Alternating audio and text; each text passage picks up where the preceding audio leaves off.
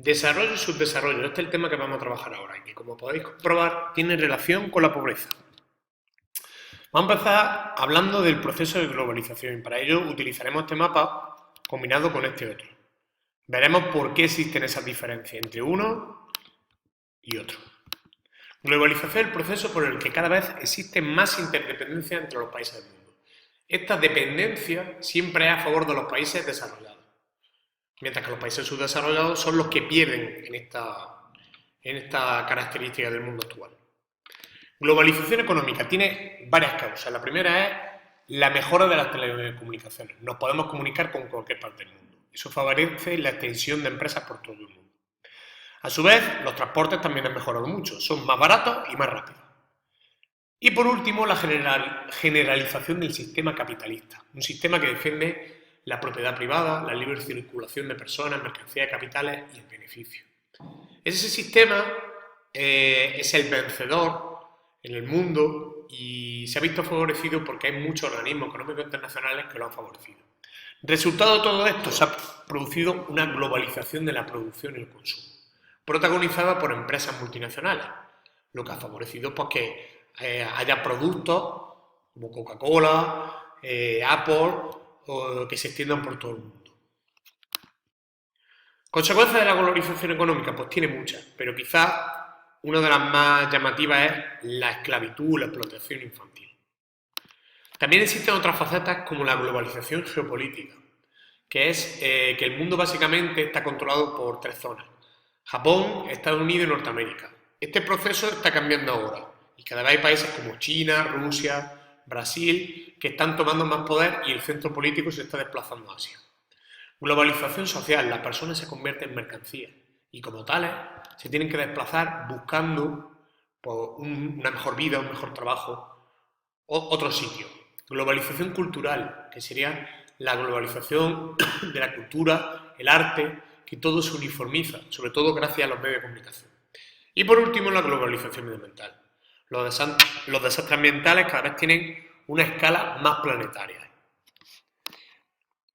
Aquí vemos, por ejemplo, consecuencias de la globalización geopolítica. Esto sería el caso de la guerra de Vietnam, que veremos más detenidamente en clase.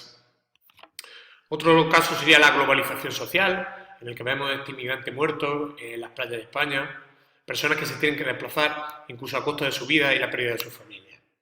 O la globalización cultural, que como vemos, pues los personajes, el arte, la música, pues todo se uniformiza, todo se convierte en una mercancía, en un producto más que vender.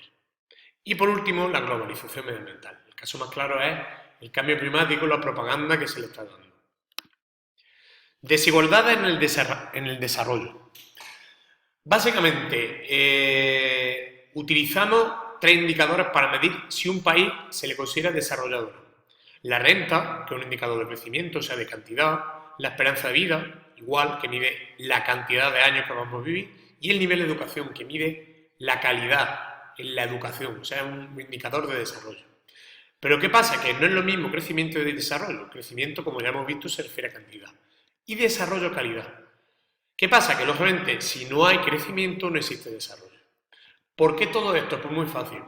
No podemos determinar si un país se está desarrollando simplemente afirmando que su economía crece, que cada vez se exportan más productos o que cada vez hay más alimentos disponibles. ¿Por qué? Porque eso en realidad no nos está diciendo si en ese país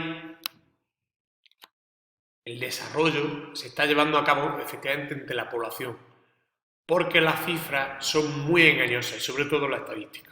Aquí vemos una cifra extraída del Estado del Mundo del 2009 que luego veremos en clase. ¿Cuáles son los indicadores para saber si un país es desarrollado? Pues normalmente el alto nivel del Producto Interior Bruto, que significa la riqueza.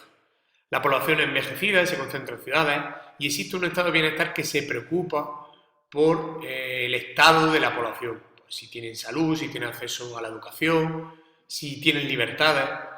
Existen contrastes territoriales, pero lógicamente no son tan grandes como los países subdesarrollados y normalmente existen libertades políticas, democracia, sistemas políticos estables, normalmente poco nivel de corrupción.